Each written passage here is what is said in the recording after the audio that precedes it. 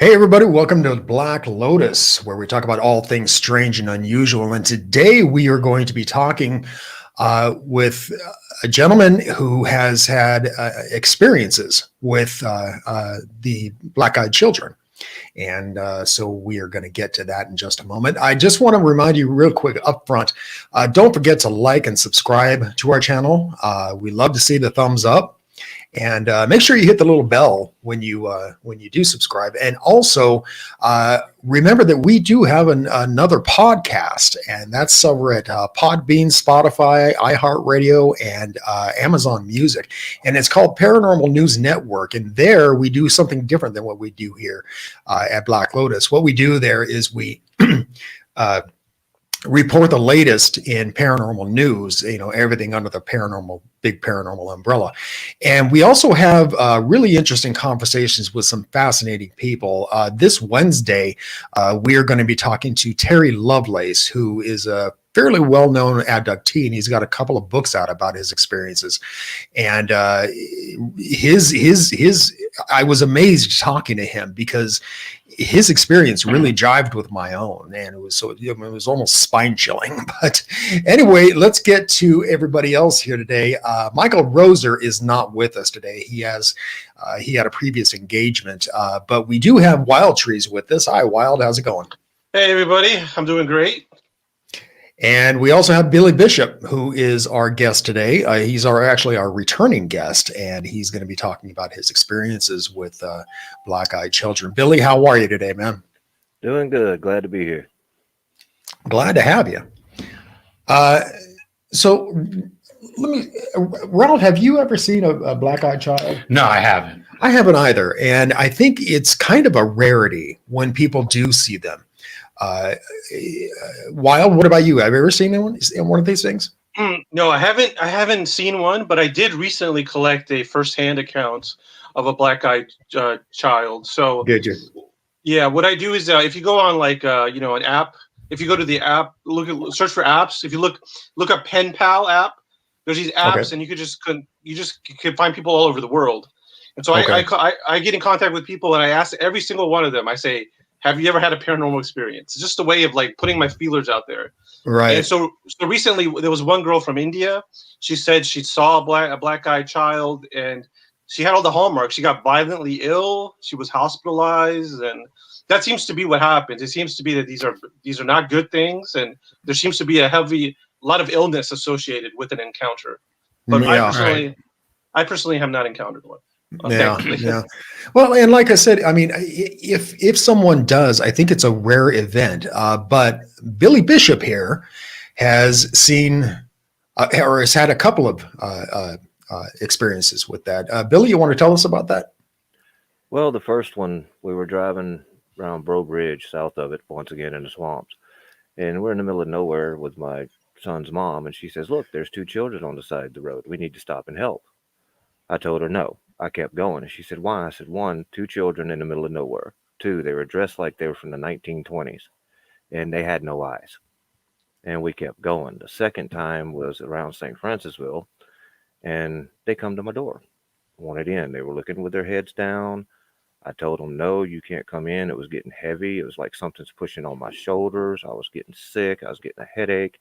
One looked up at me with no eyes, teeth that looked like a sand tiger sharks, and they dispersed. Wow. And I could hear them for an hour around the house calling, yelling, screaming, "Let me in. We need help. We just want to play with you." And all I'd read before that was they would just come in and tear you apart. That's their sole purpose. And then but you have to invite them in. And I think they put such pressure on you. You either just give up to try to get relief, or you have pity on children to let in. One of the basic adult instincts is to help a child. Yeah, but I don't know if I would help a child with no eyes. There's black-eyed child. I think I would kind of be a little suspicious there. Yeah, definitely. Well, when their heads are looking down, you don't know it. They're just sitting there with their heads held down. Because I was going to mention, if I'd have just opened the door, that would have been it. A lot of accounts say that the people don't realize they're black-eyed until a little into the encounter. So I think, maybe just because they're not holding their eyes or But like once you start talking to them, then they're like, wait a minute, these guys don't have any eyes. Yeah. So what eventually happened, Billy? They left. I Did mean, they? they eventually gave up. I mean, I don't know how they pick who and what. I just know there's only 4 people in my life I know other than me. Now my ex-wife's daughter makes the fourth that has actually dealt with them. It's always the same situation, the feeling of dread. You're sick, you got a headache, you just want it to end, and they keep calling and asking, and you're just like, I guess some people let them in. I don't know. I've not heard of anybody let them in. I just know all of them show the same scenario. They're dressed in really old clothing. They're anywhere from 5 to 7 years old, and it's always they need help. They What need something.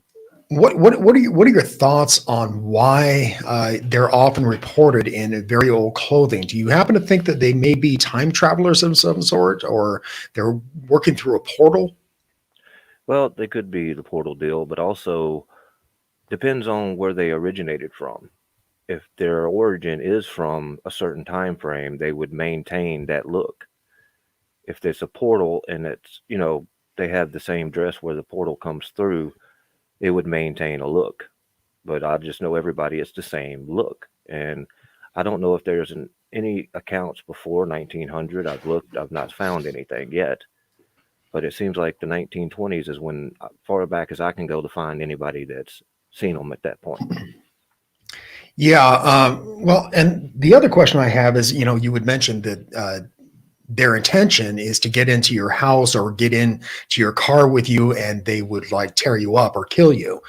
Um, where do we get this idea? Because if somebody is killed, how would we know that black-eyed children were to be to blame? Well, we've talked before about things that cops wouldn't want you to know, or government agencies would get involved in and not want you to know about. I mean, if there's a group of black-eyed children going around slaughtering people, that's something they don't want to get out. Okay. 2, are they leaving anything behind? Are they consuming what they kill? Nobody really knows, because nobody's ever had them in the house and been able to say so that I've dealt with. Right, exactly. So, yeah. Wow, what are your thoughts on that?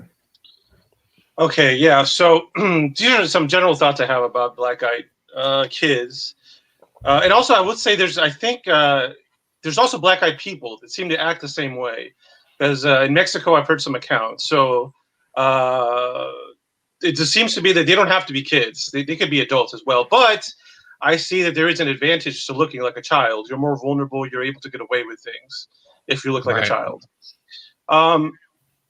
Something that it reminds me of are the skinwalkers from Native American folklore, especially in Utah. Apparently, these are individuals that can shapeshift into animals. But one aspect of these skinwalkers is that when they're in animal form or human form, if they get too close to you, I think I've heard that maybe it's a powder on them, but you'll get violently ill, very, very ill. So that reminds me of the black-eyed children. So I'm just saying that there seems to be some similarities. They're both evil. They both have bad intentions. Like I said, the skinwalkers have a shape-shifting ability. So perhaps the black-eyed children, that perhaps they're shape-shifting. Perhaps they don't actually look like children, but perhaps the eyes is something they can't really control. The other thing is, when they get you sick, the black-eyed children, perhaps it is something. Perhaps it has something to do with proximity. Just like the skinwalkers, perhaps there's something on them they give off, a dust or even a microbe. Who knows what it could be? Excuse me, but that's how they could be getting you sick. So the other thing is that if I look at it as a biologist, I would have to classify these black-eyed children as a predator of humans. So there's definitely a predator-prey relationship going on. So if I was also to analyze it as a biologist, I wouldn't just say these guys are evil, because in biology there really is no evil. I mean, a shark isn't evil for cutting a seal in half. Right. A parasite isn't evil for living inside an animal. So if these are non-humans, which I'm starting to lean toward that they're non-humans, then there does seem to be a predatory relationship. And if they are animals, then if we take the evil equation out of it, they are causing us harm, but they're not necessarily evil. So perhaps they also remind me of poltergeists. Like perhaps there's something that they're attracted to us that draws them to us. Like I think as biologists and as humans, we're really like stuck on this idea that animals prey on other animals for matter, for energy in the form of matter. For instance, eating things. That's whenever we think of like animals on this planet, we're like, okay, we got a predator and a prey. Predator wants energy from the animal, but the way it gets the energy is through its flesh, through Right. matter.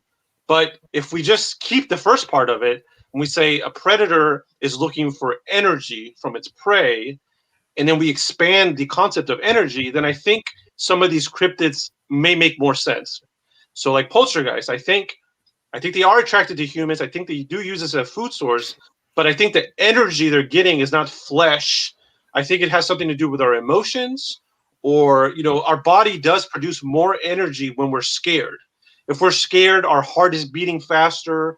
Our skin is hotter. If you put a heat camera on a human that is calm and one that is scared, there's more energy on the one that is scared. So Mhm. perhaps these black-eyed children, if I'm not saying this is what's happening, but if they are just animals and if they are just predators, it could be that they're the type of energy they're getting from us has something to do with fear or something. I don't know. Now, the other explanation I've thought about for black-eyed children that is not biological, that doesn't mean they're animals, shape-shifting animals. It could be they remind me of shadow people, which we've also done an episode of. So shadow people seem to show up in people's bedrooms, and they seem to just mess with us. Unfortunately, something else that's very unfortunate that I've discovered a lot through these questions about asking people about paranormal experiences from all over the world, a lot of women report being molested sexually by shadow people. It's very common. Like I said, it's very disheartening. It's very sad for me to hear, but yeah, a lot of women to say at some point in their life they were molested by a shadow person. So Interesting.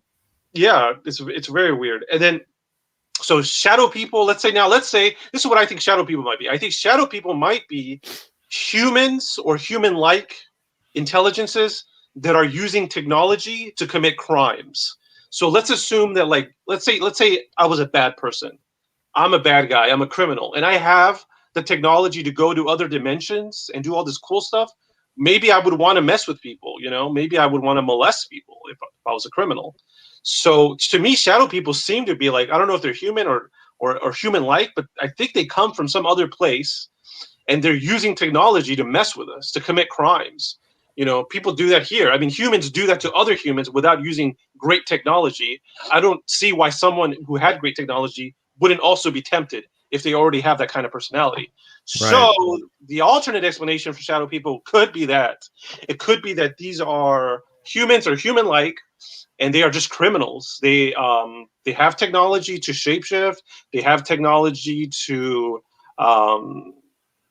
go into other dimensions. We've talked about portals, and they're just messing with us. They're causing harm to us. But they are a bit mysterious, because I will say that what's mysterious about them is like, what are they getting out of all this? Like they make us sick, they terrorize us, and they make us sick, but then they leave. Like what are they getting out of it? But yeah, Yeah. those are some thoughts I've had about these shadow people. Well, Maybe them making us sick is what they're trying to do, and that's how they feed. You know what's really interesting? Perhaps what else? What other animal makes us sick, and that's the only thing they do? Diseases, viruses, and bacteria. That is their whole thing, is making us sick.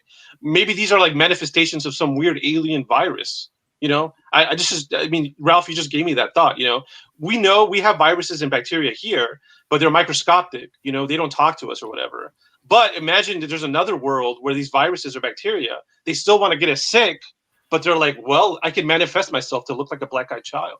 But that's a very good point, Ralph. Perhaps that is their intention.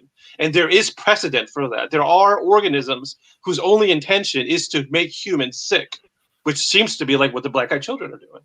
So what do you think about the idea, or the theory that they are actually misidentified, much like Men in Black are, that people think that they're possibly aliens? Okay. Yeah. I mean, yeah. So they could be extraterrestrial as well. Yeah. I think a lot of things could be extraterrestrial. So if they're extraterrestrial, yeah, there's nothing. I mean, I believe extraterrestrials have shape shifting abilities. I believe some extraterrestrials also have bad intentions toward us, evil intentions, and I believe some of this make us sick. So yeah, they could be. They could be just extraterrestrials. I Yeah. mean, I think it's pretty obvious that they're not children. Like, I don't think anybody here on this panel believes that they are legitimate children. I think Right. Right. we're just trying to figure out what are they actually. Yeah. And now the other thing I would say, I guess, if anybody's watching this, and if you haven't already come up with this conclusion yourself, if you ever see a black-eyed person, swiftly turn away and get as far away from. Do not engage at all. Ignore them. If you can't get away from them, then it's a little trickier. I guess like with Billy, if you're in your house, I guess you could ignore them. I don't know if I would call the police with the way police are handling things nowadays, but definitely keep your distance from these black-eyed people and children. They're no good. No good. And the other thing too is that when police are called on this, most of the incidents that I've heard of anyway, the people have not been at home doing drugs or drinking or anything like that. They're stone cold sober when they see these things. Mhm. Everything UFOs asks, do any of you have any record of a very recent black-eyed children sighting? And Billy does with his ex's daughter. Can you tell us about that, Billy? I hope they can hear me better now. They said they're having trouble.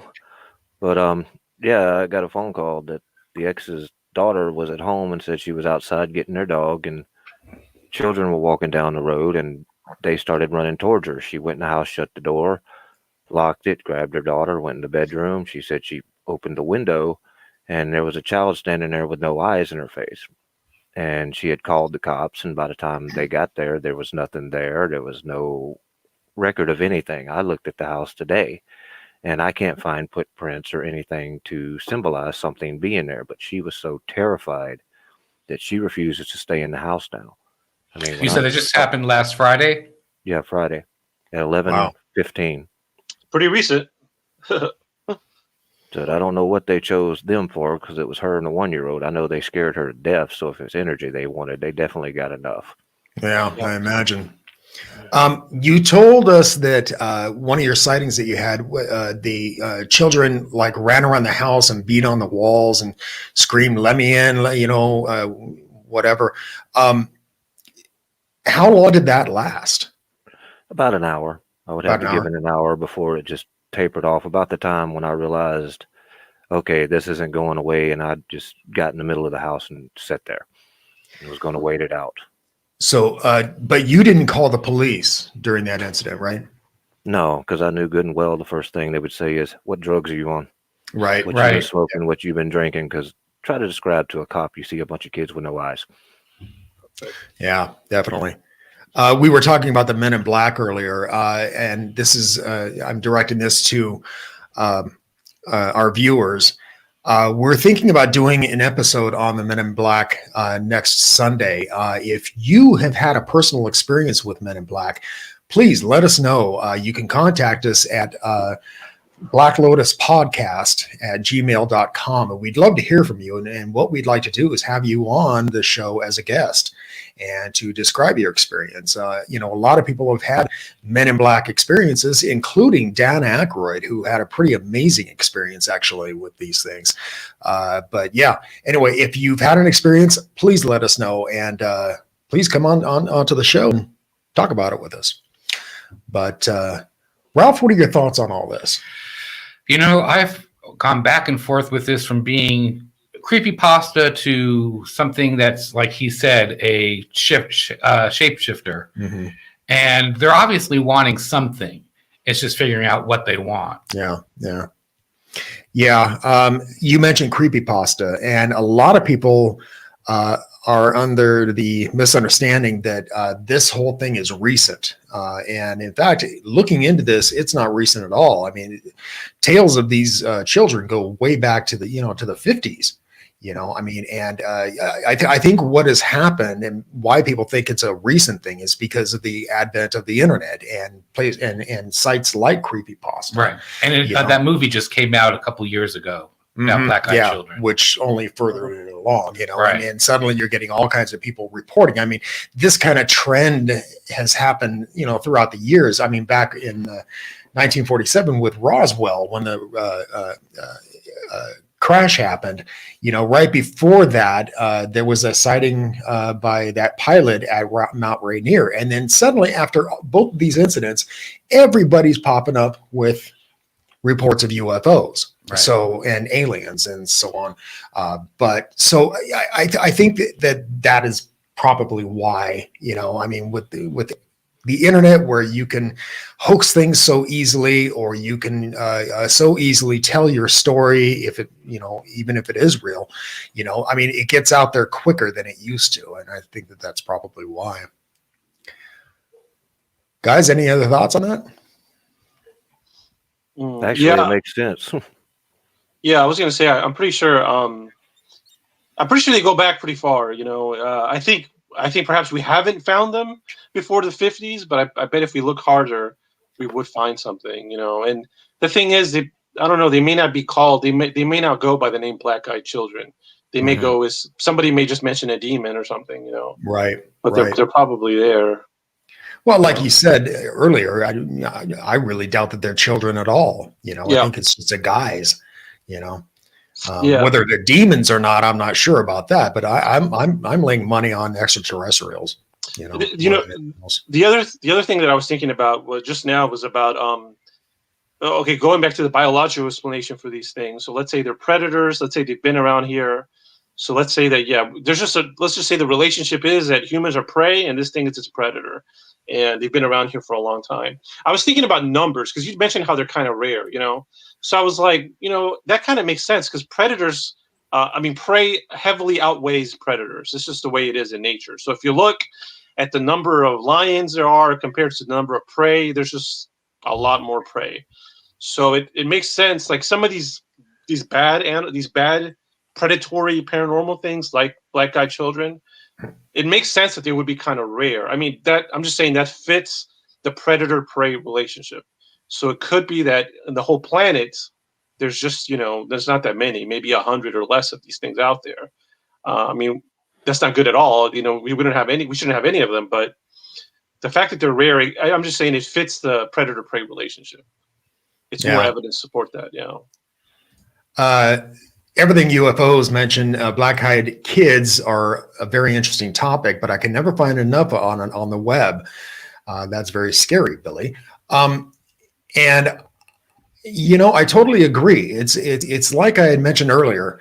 I think spotting these things once is extremely rare. And here Billy has had a couple of experiences with them. Researching these things on the web, you always get the same story basically, and you can never tell. And usually, honestly, it's on creepypasta, and which is a website designed just to scare the hell out of you, whether they're true stories or not. For instance, like the Slender Man. I'm not a big believer in Slender Man. I think it was completely invented for creepypasta. Yeah. Now, but there's the theory that if you believe in something enough, it'll manifest. Yeah. And so I think it's entirely possible that Slender Man could exist. Feasibly, but I have my doubts about that. But as far as black-eyed children go, I think that this is something that has definitely been going on for a hell of a long time. And so. Billy, when did your account happen that you said they came to your house? In 1998. Okay, so a while ago. And have they ever returned to you since then? No, I haven't. Until this deal with the ex-wife and her daughter, I've not had anything but a few people tell me about them. Yeah. But other than that, it's been so few. Like you said, it's rare. Yeah. It's very rare. Or people just are afraid to say something. One of the two. I think it's interesting that if you ask somebody if they've ever seen a ghost, I would bet that probably 80 to 85% of people would say, well, yes, I've had a haunting, or I've had a poltergeist activity, or I've seen my dead grandma come visit me. If you ask somebody if they've seen a UFO, I think that 85% drops down to probably about maybe 50%, maybe 55. If you ask them if they've ever been abducted, that drops all the way down to probably about 20%. But yeah, I think how that's, I mean, those are the levels. Oh, and if you ask them if they've ever seen a cryptid, Bigfoot, Loch Ness Monster, or something like that, then it goes down to, maybe 5 or 10%. But yeah, I think it's interesting how the levels of rarity happen. Last Day's Son said that black-eyed children are Bigfoot in human form. I don't know if I guess if they were shapeshifters, they could be both. Well, I think it goes back to what Wild was saying about skinwalkers. Yeah. I think that they could shapeshift into anything if that's a case, and, oftentimes you hear people say that, aliens are evil. I don't know that all aliens are evil, but I think some of them definitely are, and people even say that some aliens use us for food. So could it be entirely possible that these black-eyed children, if they're terrorizing you, they want to get in your home? Are they using you for food? Something else I was thinking about is okay. So this energy thing. So something I think poltergeists. I'm really fascinated by poltergeists. I think poltergeists can go. I think they can go good or bad, because I think some people who have had positive relationships with poltergeists, but they end up calling them angels, and they end up performing all these miracles and having a beautiful life together. So I do think poltergeists specifically like energy from humans, but I think, and I think they don't care how they get that energy. For instance, like a human, I think, produces a lot of energy if they're really happy. I mean, if somebody's laughing, or just even sexual energy, that produces a lot of energy as well. But I think that these poltergeists, I don't think they care where the energy comes from. But I think, like, in the beginning, the poltergeists will be like trying to maybe be friendly with you. They're trying to, I mean, think of it from the poltergeist perspective. Okay, you're an invisible, interdimensional being, and you want to get some energy out of this person. You're very, and you're like, how am I going to start? So sometimes I think when they start, it's very innocent, and maybe they're trying to make you laugh. Like, there's one instance from Skinwalker Ranch where a woman just came into, her kitchen. She put up all her groceries. She left the room. She came back, and all the groceries were back on the table. Okay, that's kind of innocent.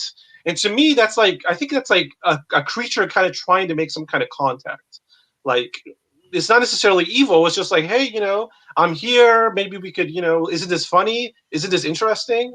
And so I think people sometimes do themselves a disservice when they see something weird happen and they automatically get scared and they automatically freak out. I know it's hard. I'm not blaming anybody, but I think it's a disservice, because if you get really scared right away, this creature is going to be like, okay, well, I'm getting my energy that I want. So I'm getting it right away. And they're like, okay, let me just go. They're just going to go with that path. The creature is going to see that you're more easily scared than amused. So and I'm guilty of this too. When I've had paranormal experiences, I freaked out. But now I'm sure I'll have another one at some point. I'm going to be super positive about it. I'm going to try to be like smiling and laughing, and so the poltergeist, I think, could go either way. I think it just wants its energy, doesn't really care how it gets it. But the black-eyed children, it seems like they've made a decision.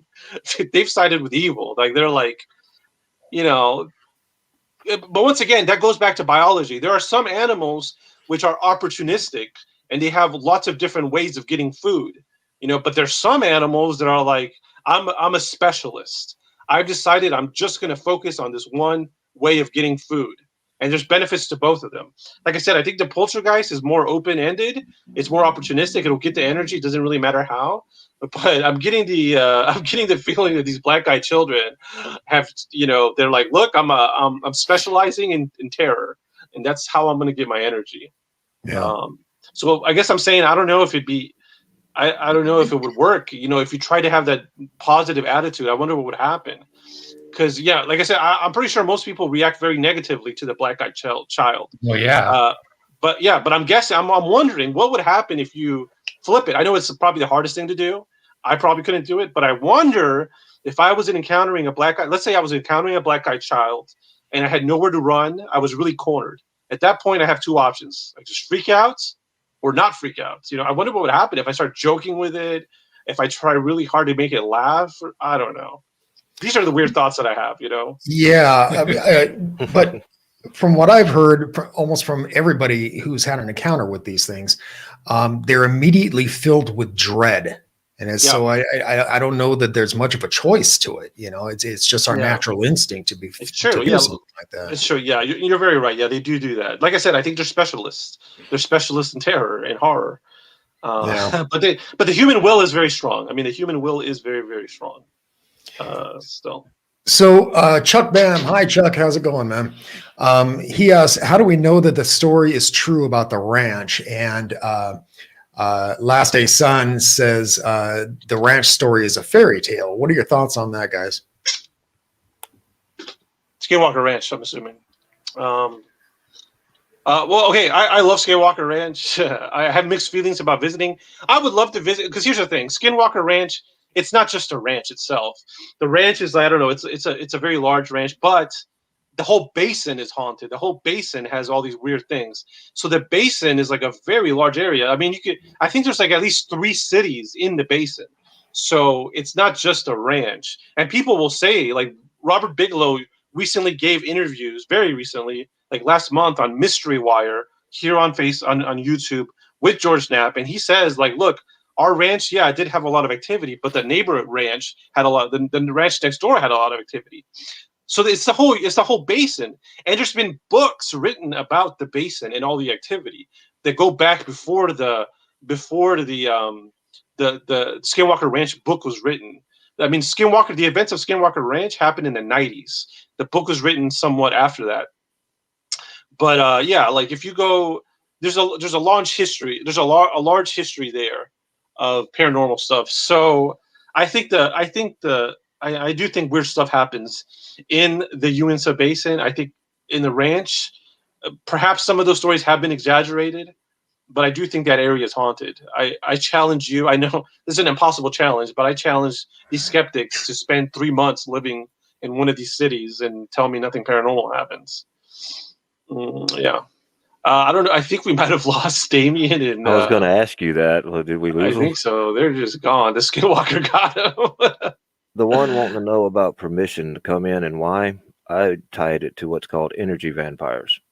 Okay. And vampires in history have to be invited in. Yeah. They can't just cross your thresholds. That's one possibility to that. Or maybe they just don't want to come in. Like you said, they want to scare us. Yeah. It's interesting. Yeah. Like I said, I'm a biologist, so I study animals and life. Mm-hmm.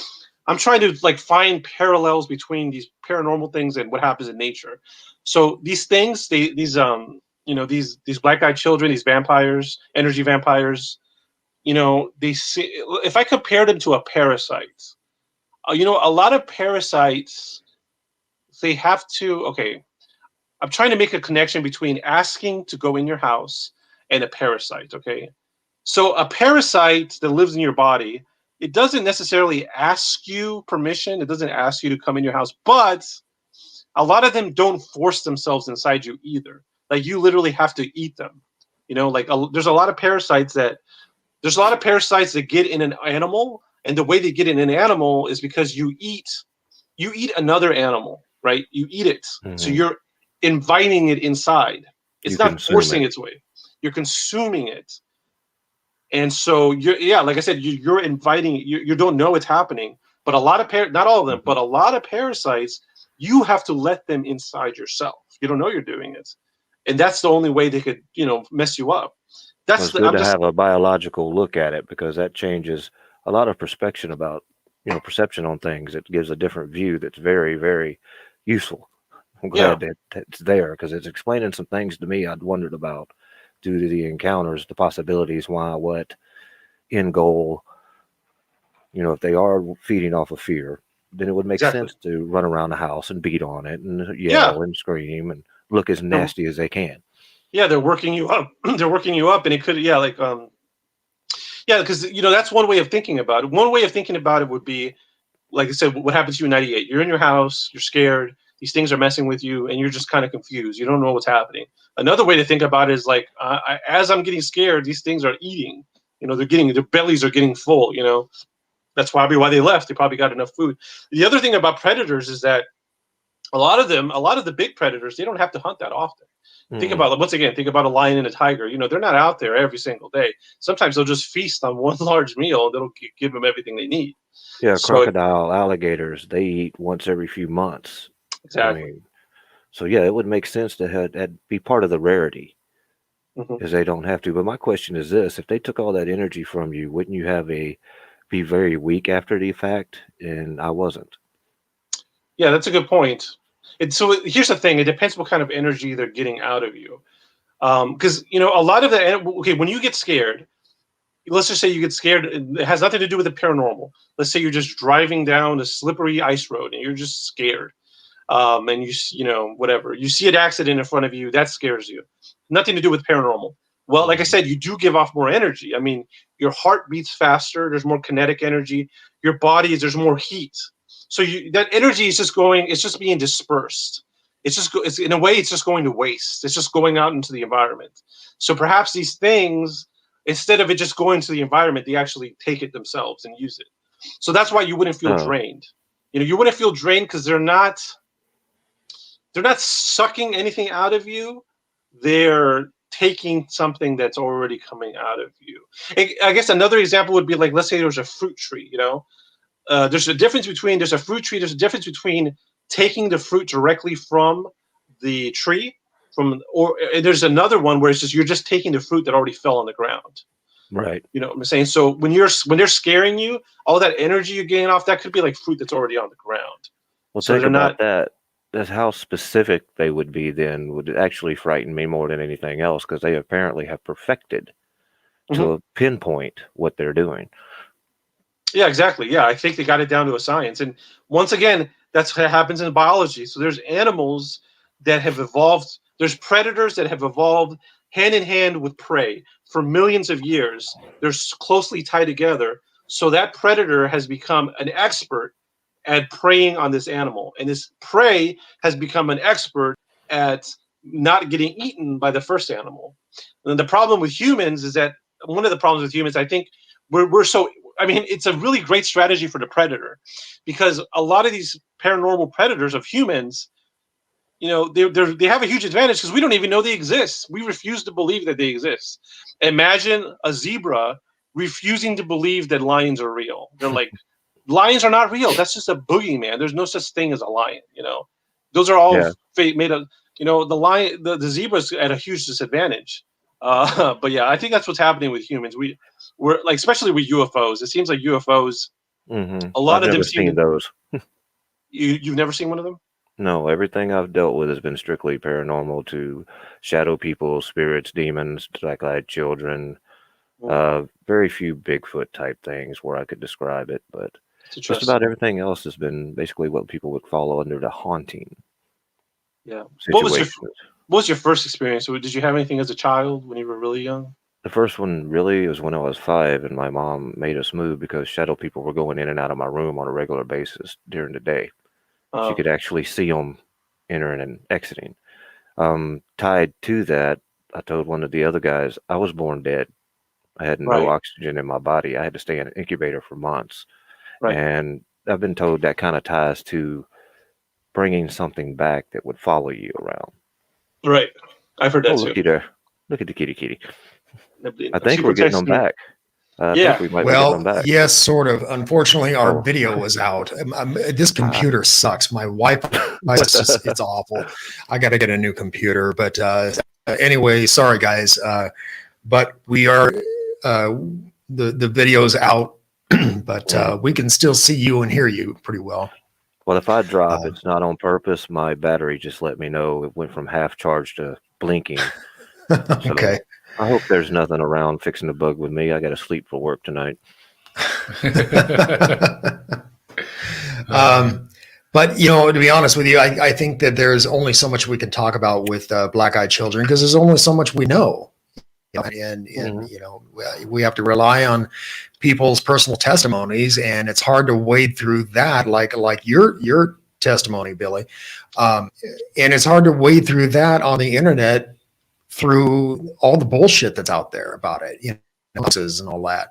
So, you know, it's kind of tough to continue a conversation about this for any length of time. But so anyway, guys, what do you say we get out of here? We'll do a short show this week. Sounds good. All right, maybe you get All somebody right. on the Men in Black for the next one because I'm really interested in hearing that. That's piqued my Yeah. curiosity. Yeah.